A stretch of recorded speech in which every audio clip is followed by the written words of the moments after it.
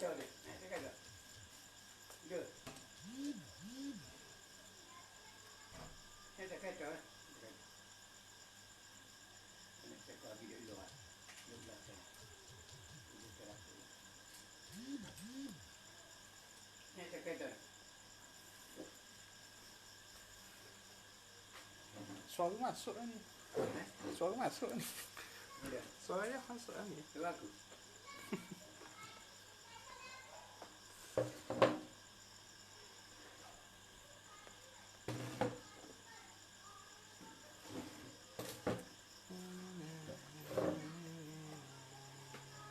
Nah, macam besar banyak ya benda ni.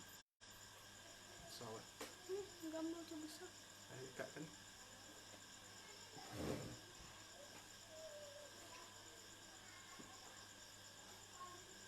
Assalamualaikum warahmatullahi wabarakatuh.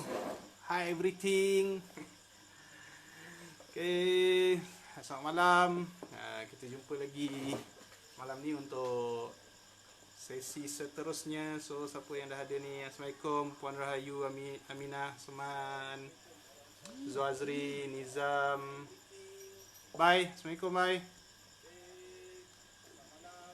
Nazlan Azlan. Terima kasih sudi mengikuti. Ahmad Syauqi, terima kasih. Sihat Syauqi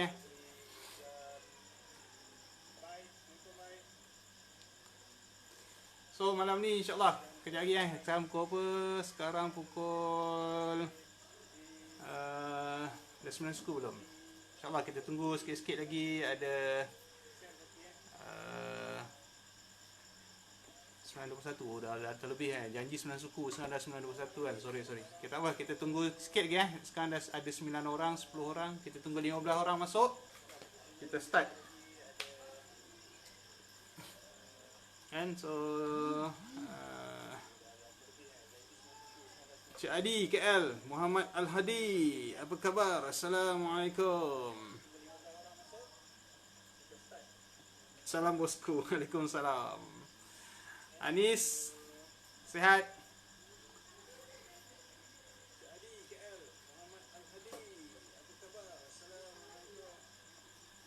So, hari ni, malam ni,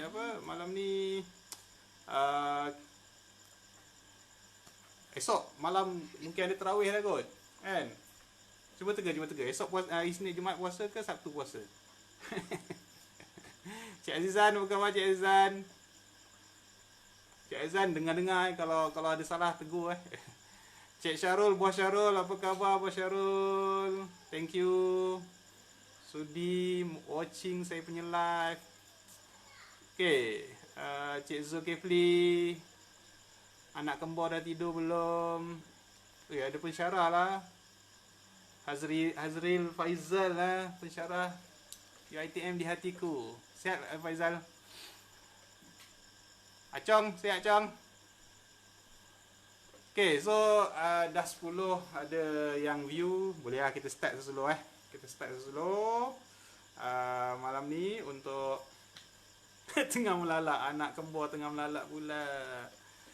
Okay, so malam ni insyaAllah kita share sikit tentang celik kewangan, sesi celik kewangan, sembang kewangan bersama saya. Saya kenalkan diri sikit. Mungkin ada yang baru first time follow saya punya live. Yang ni live ni kali ketiga. Live saya kali ketiga. Nama saya Muhammad Kamarul bin Ali. Saya Chief Agency Manager, CAM, ataupun Agency Manager.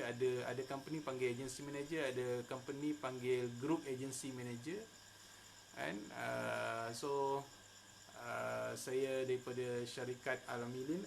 Nama agensi saya Al-Amilin Consultancy dan saya di bawah Zurich Takaful. So saya tak lama dalam bidang kewangan ni, almost 13 tahun.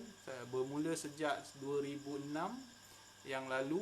So sampai tahun ni almost 13 tahun lah.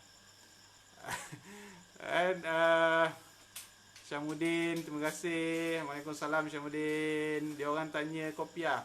Tak, Saya nak pakai kopiah asalnya bos, Cik Kamil. Tapi malam ni macam tak kena pula kalau pakai kopiah. Sebab apa nak cerita pasal formasi kewangan ada kaitan dengan bola sepak. Takkanlah coach bola pakai kopiah kan, tu yang tak kena. So at least saya pakai baju All Black lah, New Zealand kan. Nampak? New Zealand All Black, New Zealand All Black. Kan? Tapi rugby lah kan. Tapi okey lah, kena sikit lah. Ada jugalah sukan. Kau pakai kopiah tak kena. Kan? Okay, so terima kasih kepada semua yang sudi watching. So Zahid Zakaria, terima kasih sudi watching. Okay, so kita mulakan malam ni untuk bab yang ketiga. Bab ketiga, diam-diam dah bab ketiga lah. Bab pertama, saya recap sikit. Bab pertama, financial instrument. Bab kedua, piramid pengurusan kewangan. Yang ketiga malam ni adalah formasi kewangan. Kan, Hasliza, Kamin Daimin, terima kasih. Lan Asyad, terima kasih watching. Datuk Ismail Sabri dah bagi green light balik rumah tu. Ya ke? Mana boleh, tak boleh balik lagi lah. Andai ya Chong tak bagi aku duduk kampung.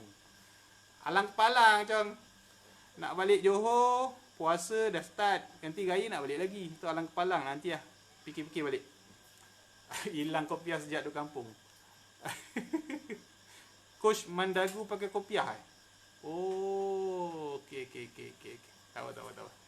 Bagi Chan lah sikit. Tak pakai kopiah. Asyik nak suruh pakai kopiah. Ya, Muhammad Furqat, Nafaruk. Terima kasih. Okay, so kita teruskan. Malam ni kita nak share tentang formasi kewangan. Okay, formasi kewangan. Formasi kewangan. Bab 3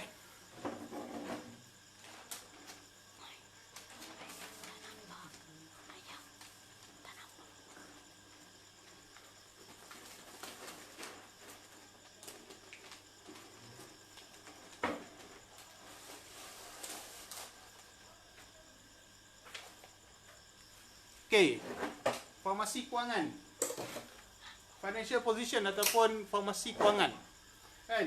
Okay, so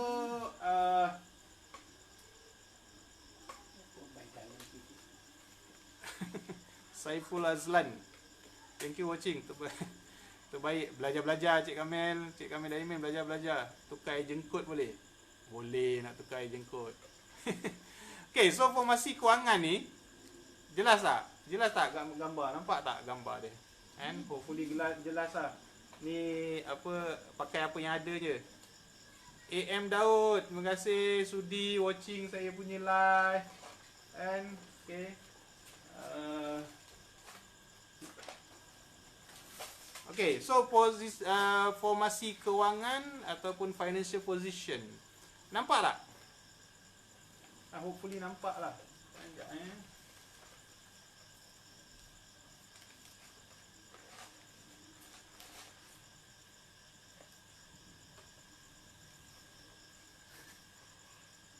Ayah saya nak masuk tapi dia malu-malu.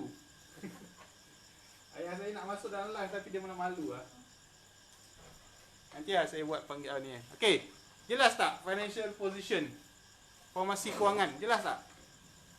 Cuba komen sikit, jelas tak? Jelas tak? Formasi kewangan nampak. Okay, tukar kod. Isyam nampak zaman? Daman Huri, terima kasih. Okay, formasi kewangan. Okay, dalam kita punya perancangan kewangan ni, kan, dia sama lebih kurang macam formasi sebuah tim bola. Sebuah tim bola kan, sebuah pasukan bola sepak. You never walk alone. Alah, ni geng-geng Liverpool ni malas ni cakap ni. Aduh. Cik Nazman, thank you watching. Okay, so dalam perancangan kewangan ni kita boleh ambil contoh macam perancangan formasi bola sepak juga. Di mana sesebuah tim bola sepak tu, coach dia akan dari segi taktikal dia, saya tak pandai bola ni tapi boleh sikit-sikit lah saya cakap je lah berdasarkan apa yang saya tahu. Main dulu pun setakat paling tinggi pun peringkat sekolah daerah je, negeri pun tak lepas kan. Sampai sekarang ni kalau saya cakap saya pernah main bola sepak, anak saya tak percaya saya dulu seorang wakil sekolah main bola sepak. You never walk alone. Okay. Saya tak nak prejudice, saya tak nak create spekulasi ataupun create keadaan yang hangat. Saya tak nak disclose saya punya team. Saya tak nak disclose saya punya team bola. Kan? Boleh Okay, so balik pada formasi tadi. Okay, formasi kewangan ni dalam kita merancang kewangan ni kan, kita boleh applykan sedikit tentang macam mana formasi sesebuah pasukan bola sepak. Di mana setiap pasukan bola sepak, setiap kali the game, coach dia akan buat tactical dan ada formasi. Tak kisahlah formasi 4-3-3, 4-2, 4-4-2, 4-3-2-1, whatever lah. Yang penting mesti ada. Dengar suara saya dengar. Apa hal suara saya dengar? Clear tak? Radin Masayu dengar. Terima kasih Puan Radin. Zahar Ruza, terima kasih. Suara saya jelas tak? 2-3 bab sebelum ni, bab pertama, bab kedua, ada yang PM saya suara tak jelas. Minta maaf banyak. So malam ni saya rapatkan sikit. Maklumlah amatur punya live ni kan. Okay. So saya cakap tadi apa? Tactical setiap pasukan tak kisahlah 4-4-2 ke, 4-3-3 ke, 4-3-2-1 ke, tak kisahlah. Yang penting 11 orang pemain, betul. Dan yang penting mesti ada striker, mesti ada midfielder, mesti ada defender dan mesti ada goalkeeper. Ini mesti ada. Kan dia nak main apa saja formasi tak kisah, tapi mesti ada striker, dia mesti ada midfielder, dia mesti ada defender dan mesti ada goalkeeper. Kan? Okey. 4 ni. So dalam ngam Saiful Azlan. Okey, simpanan ke? Okey. Simpanan. Saya bukan pemain simpanan dulu. Saya first level steady sikit Asliza. Pandai. Okey. So dalam saya cakap tadi 4 posisi tadi, striker, midfielder, defender dan goalkeeper. Ini dalam bola sepak. Dan dalam perancangan kewangan juga kita perlu ada allocatekan kita punya kewangan di setiap posisi ini. Di setiap posisi ini. Sebab apa? Supaya kita boleh capai kita punya aim, iaitu financial freedom. Kita nak capai kita punya aim, nak financial freedom lah. Biasanya orang cakap financial freedom kan. Okay, so striker, kalau kita tengok formasi kewangan striker kan? So apa tujuan striker dalam bola sepak? Tujuan striker dalam bola sepak adalah untuk score goal, betul tak? Untuk score goal kan? So kalau dalam bidang kewangan pula, striker kan, kita perlu melibatkan kewangan kita di dalam posisi ini. Terima kasih Cik Farid.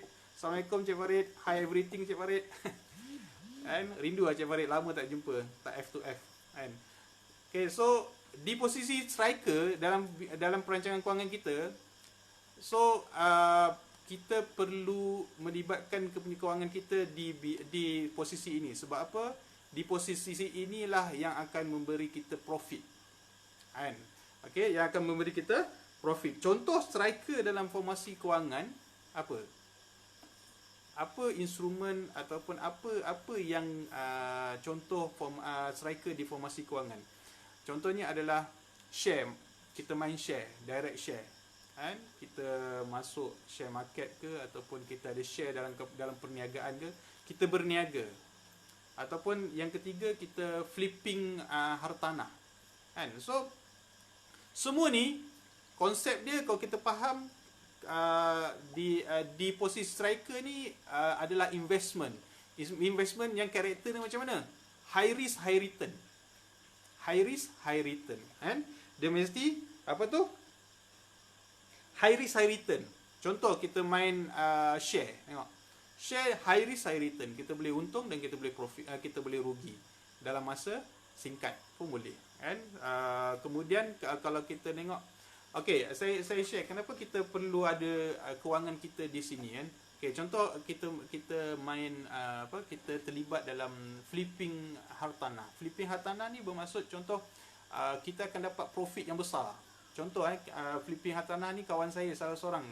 Saya jemput dia follow saya punya FB live malam ni. Encik Azwandi Aradi, dia seorang property agent kan. So saya tanya dia flipping hartanah ni macam mana. So dia share, dia kata biasanya flipping hartanah ni akan memberi profit anggaran 30 to 40%. Contohnya macam mana nak dapat 30 to 40% profit tu? Dengan cara membeli rumah relong. Beli rumah relong, so jual balik di bawah harga pasaran. Contoh rumah harga pasaran 300,000 tapi rumah tu dilelong. Bila dilelong, kita beli, kita masuk lelongan tu kita dapat. So rumah tu kita renovate whatever kita renovate apa yang perlu direnovate, kita perbaiki dan kita jual. Tetapi kita jual masih bawah market value, contoh 280. Okay, masa lelong tu kita mungkin beli dalam mungkin 100,000 ataupun 200,000, 150,000 hingga 200,000. So itu masa lelong, tapi masa kita renovate whatever semua, kita jual balik dalam 290,000 ke apa. So dekat situ ada profit 30 hingga 40% profit kita boleh dapat. So ataupun lainnya adalah jual beli rumah. Kan? So itu contoh flipping hartanah. So itu kategori striker dalam kewangan kita. Kan? So kita boleh gain profit yang besar. Margin dia besar, mungkin cecah 40%, 50%, kan? Okay, so tetapi kita kena faham di bahagian striker kewangan kita ni, yang kita harapkan boleh bagi profit yang besar ni. So kita kena faham jugalah bahawa high risk high return. Dalam pelaburan kita high risk high return.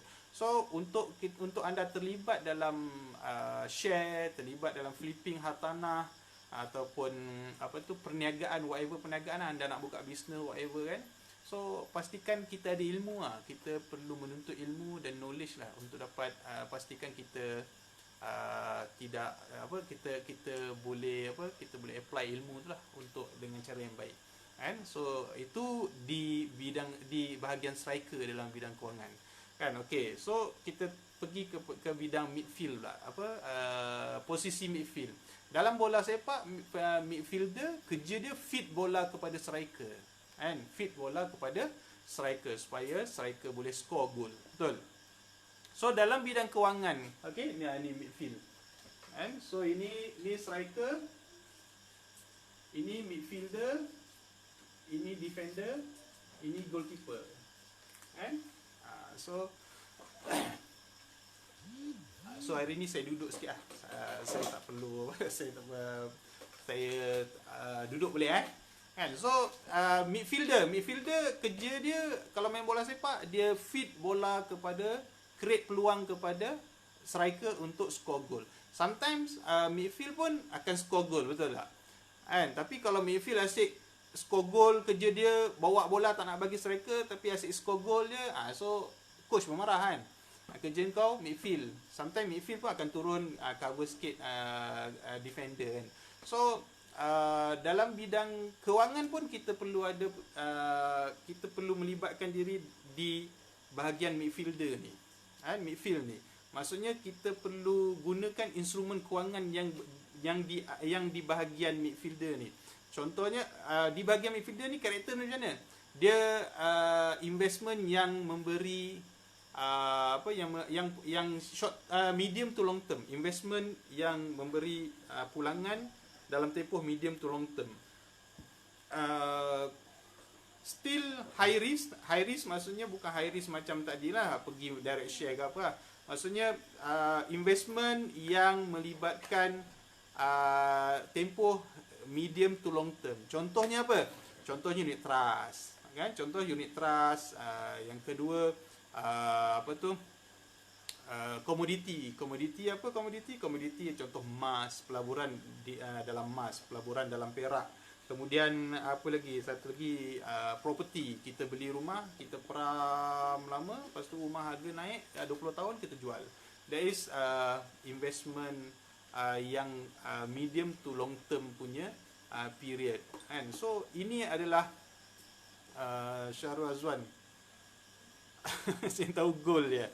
So terima kasih Kak Asu, Nairul Zarina, Idris Din, Zurik Takaful Arifin, Nur Rahim Safaruddin, terima kasih. IFP Hafizah Wagiran, terima kasih tengok. Syahrul Azwan, Nur Azima, terima kasih watching. And so balik kepada midfield tadi, kewangan kita kena melibatkan juga di unit trust, di commodity, supaya apa? Sometimes this type of investment akan memberi pulangan, memberi pulangan yang baik pada kita. Sometimes kita punya striker tadi macam share ataupun kita main flipping hartanah tadi, tak strike, maksudnya tak memberi pulangan, tetapi di bahagian midfield unit trust pula bagi pulangan. So dia boleh balance kat situ, kan? Okay, so contoh di bahagian midfield kewangan ni adalah midfielder ni, bahagian tengah kewangan kita adalah contoh Cik Rosazman. Belajar Cik Rosazman. Cik mana? Saya panggil apa? Manget kan. Terima kasih sudi lihat watching. Salimah, terima kasih. Yasir, terima kasih. Yasir orang frontliner kerja ke malam ni? Kan? So apa tu? Balik tadi saya kata, balik kemudian formasi kewangan di bahagian midfield, contohnya adalah unit trust, komoditi. Contoh komoditi apa? Pelaburan emas, pelaburan perak, ataupun property. Property kita beli rumah, bangunan ke apa, so kita satu masa selepas 15-20 tahun kita jual. Kan? Pagi tadi pun ada kawan saya post gambar tahun 2020, satu rumah tu mungkin 300,000, tapi kalau 20-30 nanti mungkin rumah tu dah jadi 600,000. So 600,000 tu saya kata kenapa jadi 600,000? Sebab sebelah rumah tu ketua keluarga dah tak ada, kan? So bila ketua keluarga dah tak ada, so rumah tu dibeli, so jadi dua rumah, jadi 600,000. Saya saja kacau dia, kan? Hamimah Hassan ni member awak? Oh, Ham. Ham, bini frontliner. Liza ada Ham, tapi dia dia bahagian teknikal cameraman amatur. Okey. So bahagian midfield tadi saya cakap tadi apa? Bahagian midfield dalam bidang kewangan kita adalah unit trust. Komoditi perak atau emas, pelaburan perak emas. Pelaburan emas kalau kita tengok sekarang ni emas harganya 255 per gram. Agak tinggi, kan? Okey. So defender, apa tugas defend dalam permainan bola sepak? Dalam permainan bola sepak, defender tugas dia untuk mengelakkan gol kita dibolos, kan? So dalam bidang kewangan pun sama. Sometimes main share pun tak cantik, unit trust pun tak cantik dalam keadaan sekarang. Contoh macam sekarang, kan? Dalam PKP sekarang, kan, COVID-19 punya wabak ni, kan. So share, unit trust, whatever pelaburan yang saya cakap tadi dalam keadaan tak cantik, kan. So masa inilah defender kewangan kita berfungsi, yang boleh cover balik. Sometimes defender dalam permainan bola sepak pun dia akan score, betul tak? So sama juga dalam kewangan kita. Dalam keadaan striker, midfield tak score sekarang ni, so defender yang kita harapkan. And defender yang kita harapkan. So apa contoh defender dalam kewangan kita? Defender dalam kewangan kita adalah satu pelaburan atau sepandan yang low risk, dan kalau dia bagi return pun return dia fix ataupun dia panggil sustain. Sustain maksudnya dia punya return yang stabil. Contohnya fixed deposit. Fixed deposit kita letak memang selamat duit selamat dan returnnya pun stabil. Kemudian tabung haji pun dia akan sustain 5-6% kan, ataupun ASB bagi 5-6% kan, ataupun account saving account. So dekat ini antara contoh defender dalam kewangan kita kan. So macam saya cakap dalam topik sebelum ni, bab sebelum ni, pengurusan piramid pengurusan kewangan, setiap orang perlu ada apa? Perlu ada 6 bulan punya saving. 6 bulan punya saving, emergency saving kan. Anything happen pada dia, contoh kehilangan pekerjaan ataupun dalam keadaan macam sekarang, so inilah duit yang diperlukan, yang digunakan terlebih dahulu kan. So sangat-sangat penting memiliki saving, 6 bulan saving tersebut. Dan saving tu nak letak simpan kat mana? So saving yang 6 bulan tu, macam saya cakap tadi boleh simpan di fixed deposit, leverage kan dia sikit, simpan di fixed deposit, simpan di ASB, simpan di tabung haji, simpan account saving. Mungkin katakan komitmen kita ataupun gaji kita 5,000 sebulan kan, 5,000 sebulan kali dengan 6 bulan, so 30,000. So 30,000 tu leverage kan, letaklah dekat fixed deposit 15,000 contoh, dekat tabung haji 5,000, dekat ASB 10,000, so dekat account saving 5,000. So anytime nak pakai, bila dalam keadaan macam sekarang, kehilangan pekerjaan, gaji dipotong ke apa, duit ni yang kita gunakan dulu kan. So ini sangat-sangat penting defender ni kan. Sometimes defender fixed deposit ni kan, macam fixed deposit pernah ada apa tadi Cik Azizan Aziz dia ada share dengan saya. Kata pada tahun 1998 dulu, dalam keadaan ekonomi recession masa tu kan, di mana fixed deposit memberi pulangan sehingga 14% setahun dia punya return. Dan pada waktu 1998 tu semua investment semua jatuh kan. Tapi fixed deposit memberi pulangan yang baik pada waktu tu. That's why saya kata dalam bola sepak pun kadang-kadang defender pun akan score goal, betul tak? Sometimes kan. Tapi dia, keutamaan dia adalah mengelakkan pasukan kita bolos. Hai Amalina, thank you watching. Kak Eme, Kausah Hafil, thank you watching. Nurul Nizam, thank you watching. Puan Nik, thank you watching. Kan? Okay. So defender ni sometimes dia boleh score, tapi kebiasaannya dia adalah untuk mengelakkan, dia adalah sebagai emergency punya fund kita dalam keadaan kita kehilangan pekerjaan, everything.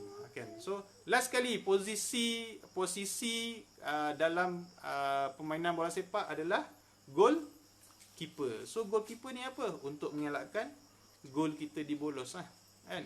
So dalam bidang kewangan, goalkeeper ni apa kan? So goalkeeper kita ni apa? Okey. Contoh, pihak lawan dah buat counter attack, dah lepas midfield, defender pun dah lepas kan. So bila defender dah lepas, last kali apa yang ada? Goalkeeper, betul tak? Bila goalkeeper ada, selamat. Kalau goalkeeper tak ada, lagi senang dia bolos betul tak? So sama juga dalam keadaan sekarang. Cuba kita fikir, dan kita fikir sekarang Sekarang ni kalau kita cerita tentang investment pun tengah jatuh sekarang. Whatever lah investment, contoh share ataupun unit trust, semua tengah jatuh sekarang, betul tak? So bayangkan kita pun tak ada saving emergency yang saya kata 6 bulan tu pun tak ada kan. Tiba-tiba kita diuji dengan sakit pula kan. So kita, apa yang boleh backup kita dalam keadaan sekarang kan? FD tak berapa molek return sekarang ni. Dalam 3% tu normal, bagi saya normal. Still kalau kita tengok dekat imoney.com, FD rate normal 3%. Tengok term berapa lama kita letak kan. Paling tinggi pun 3.5%, okey lah kan. Tapi kita kena kita save duit kita, save di situ kan. Tujuan dia adalah untuk emergency kan. Okay. So goalkeeper dalam bidang kewangan kita, dalam perancangan kewangan kita adalah takaful. Sebab apa? Bayangkan saya cakap tadi, bayangkan dalam keadaan sekarang, hari ni kan, kalau kita tengok kes COVID-19 ni, semua share tengah jatuh semua pelaburan tengah jatuh. Dan katakanlah kita tak ada defender ataupun emergency fund tadi, dan memang ternyata 75% rakyat Malaysia memiliki simpanan bawah 1,000, kan? So if anything happen dalam tempoh hari ni, diuji pula, kerja dah tak boleh kerja, gaji dah kena potong, tiba-tiba kena sakit pula, kan? Tiba-tiba kena sakit pula, accident ke, sakit ke, whatever, masuk hospital ke, kan? Takaful pula tak ada. So di sinilah bermulanya financial collapse, kan? Kejatuhan ekonomi sesebuah keluarga. So goalkeeper dalam kewangan kita adalah takaful, supaya takaful boleh mengelakkan kita punya berlaku financial crisis dalam keluarga kita apabila berlaku musibah, kan? Even katakanlah market tengah cantik, pelaburan tengah cantik semua, kan? Kalau katakan ada goalkeeper, ada takaful, ditimpa musibah, kan kita boleh menjimatkan, kita jimat dan kita boleh menyelamatkan kita punya duit investment, yang asalnya investment tu tujuannya untuk gain return, betul tak? Gain profit, kan? So kita biarkan that account untuk gain profit lah, kan? Tapi sayang kalau kita tak ada goalkeeper, tak ada takaful, apabila terkena musibah, kita terpaksa keluarkan, pull out balik, keluarkan balik pelaburan kita untuk tanggung kita punya kos rawatan. Di situlah kerugian dia. So that's why dalam perancangan kewangan kita ni, kita perlu memiliki participate pada setiap posisi. Kita tak boleh tumpu pada satu posisi saja. Contoh main bola, kita dalam satu pasukan tu semua striker. Boleh ke?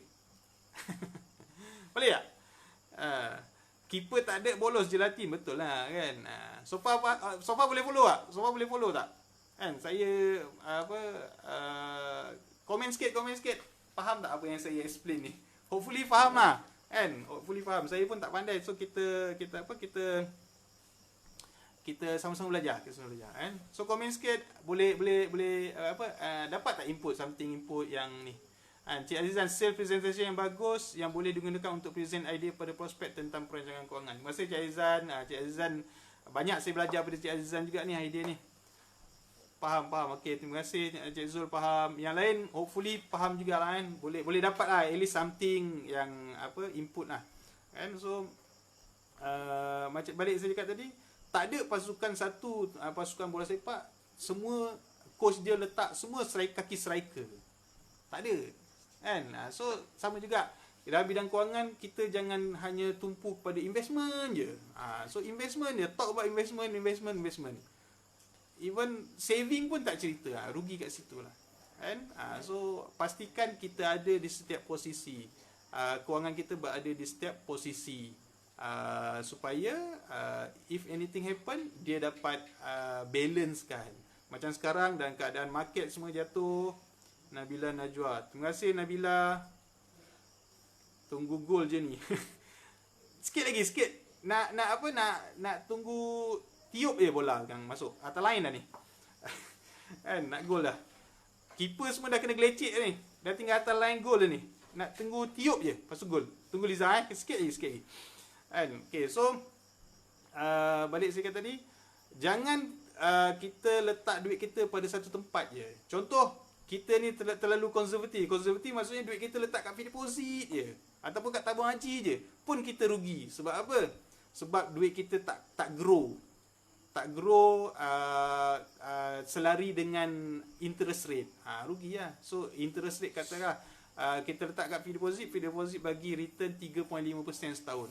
Sedangkan interest rate, inflasi rate 4%. So untung ke rugi duit kita sebenarnya? Duit kita tak berkembang. Sebab apa? 4% inflasi, tapi kita gain profit rate 3.5% saja di fixed deposit. So kalau kita terlalu konservatif sangat macam tu pun kita akan rugi. So leverage kan, ataupun kita orang kata jangan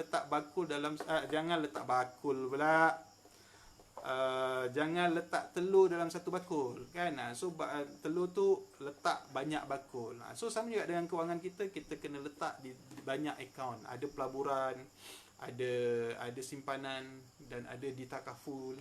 So pelbagaikan saving, ya betul Zul, pelbagaikan kita punya account, pelbagaikan account kita. Jangan letak dalam satu bakul saja, jangan letak dalam satu account saja, supaya kita boleh gain profit dan kita boleh protect kita punya kewangan juga. So apa yang boleh bagi protection kepada kewangan kita adalah takaful. Apa yang boleh bagi profit kepada kewangan kita adalah investment. So there is instrument kewangan yang ada di market di Malaysia ni, yang kita boleh guna pakai supaya kita capai kita punya financial target, financial freedom, whatever kita target. Okay, so diversified kan, betul. Ayat tu yang saya nak cari tadi tak terlintas. Terima kasih Azrizah. Diversified kan kita punya investment ataupun saving, kita punya duit. Diversified kan, pelbagaikan, kan. So ada apa nak tanya tak Sofa? Bateri tinggal 20. Nak saya kata bateri dah. Letak kat bakul saya sikit please. Boleh. Awak boleh bagi saya return berapa banyak? Oh, Yana Rosli, anak saudara saya. Assalamualaikum Pok Su. Selamat berpuasa. Mention sikit nama saya. Dah mention dah, Yana Rosli. Nak order KFC boleh order dengan dia. Dia manager KFC. KFC tu dia yang punya. Kan? Okay, so ada apa-apa persoalan tak? And so malam ni agak ringkas kita share ringkas je. And lepas ni saya ada online meeting lagi pula. And so sekarang pukul apa?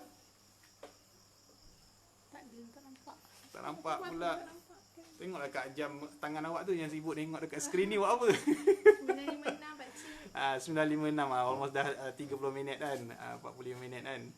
Okay, so ada apa-apa soalan? So malam ni tajuk agak kita santai je. Tapi hopefully anda dapat apa yang saya sampaikan. Pentingnya kita melibatkan duit kita di setiap posisi. Kita perlu ada duit di pelaburan, kita perlu ada duit di di simpanan, dan kita perlu ada duit di takaful. Kan? Saya bukan promote takaful, bukan promote pelaburan, bukan promote properties, whatever. Tetapi yang saya share hari ini adalah ilmu kewangan yang saya ada sedikit ni selama 13 tahun yang saya belajar ni. Saya cuma berkongsi berkongsi. 200% skim cepat kaya. Okey, PM Hairi Muhammad, PM tepi. Pandai-mandai kau 200%. Scam. Okey. So duit kita perlu didiversifikan, mengikut kita diversifikan dan kita libatkan duit kita dalam setiap instrumen kewangan yang ada bagi capai kita punya financial goal. Kan? So macam saya kata, kalau kita nak ada duit pulangan yang banyak, kita kena letak duit kita di instrumen pelaburan. Kalau kita nak ada saving, kita kena letak duit kita di instrumen saving account. Tapi kalau kita nak ada protection, apa-apa berlaku musibah pada kita kena letak duit kat takaful kita, duit di takaful. Kak Zuliha, assalamualaikum, terima kasih watching. So itu basically lah yang saya boleh share malam ni. So hopefully dapat sedikit ilmu ataupun knowledge yang saya kongsikan. Saya pun berkongsi dari segi apa yang saya dapat 13 tahun saya melibatkan di dalam kewangan ni lah. And Muhammad Selamat, terima kasih watching. And so hopefully saya berharap sama-sama kita dapat sedikit manfaat daripada apa perkongsian saya malam ni, live saya 40 minit malam ni, dan kita dapat applykan dalam kita punya kehidupan, iaitu kewangan. So kewangan ni kalau kita manage dia betul-betul, insya-Allah kita boleh yang tembak sini pula, kita boleh reach kita boleh capai kita punya financial goal. Okay. So ada apa persoalan tak? Saya rasa tak ada kot. Tanya soalan apa? Kopiah mana? Aduh, masuk-masuk tanya kopiah Zurimi ni. Kopiah. Dekat rumah Mi nak pakai kopiah buat apa? Kan. Okay, so ada ke soalan? Ada apa-apa persoalan ke nak tanya? Kalau ada lah saya boleh cuba jawab lah kalau saya tahu kan. Selain Sukri bin Asar, lama tak jumpa. Syuk kan. Okay, so diam. Masuk, suara masuk dalam ni. Kan?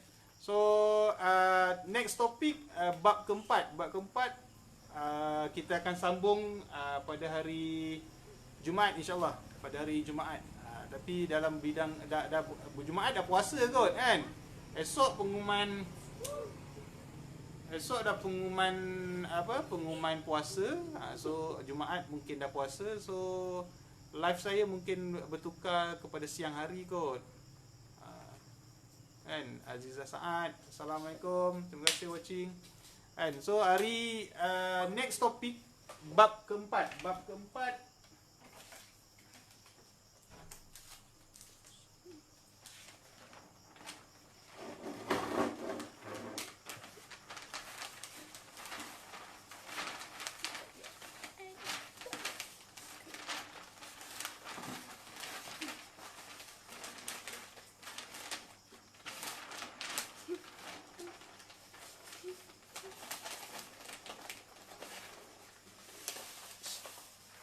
Okey, bab keempat. Bab keempat, tabiat kewangan. Tabiat atau tabiat kewangan kita. So kita kenali tabiat kewangan kita. So kita ni orang jenis macam mana? Kan, kalau saya kata 75% rakyat Malaysia tak ada duit saving. 75% rakyat Malaysia memiliki saving yang bernilai 1,000 ke bawah.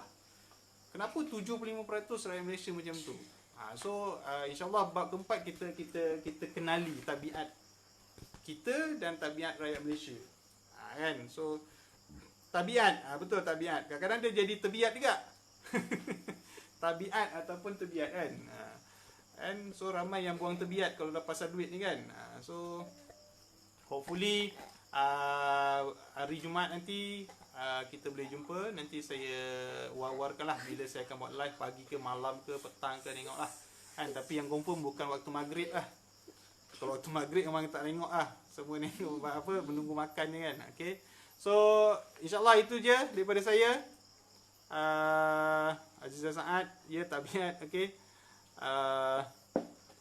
Itu saja daripada saya malam ni, perkongsian 40 minit berkaitan celik kewangan, sembang kewangan dengan saya. Malam ni saya share tentang formasi kewangan. Hopefully anda dapat sesuatu. Selain daripada tu, saya ingat mengucapkan, ambil kesempatan ni juga untuk mengucapkan selamat menyambut Ramadan Al-Mubarak. Ramadan Karim. Semoga tahun ni menjadi Ramadan terbaik dalam diri kita semua. Allah terima kita dan Allah bagi peluang kepada kita untuk capai dalam bulan Ramadan ni. InsyaAllah. Terima kasih di atas perhatian. Mohon maaf di atas segala kesilapan dan kekurangan saya. So jumpa lagi. Assalamualaikum. Bye bye.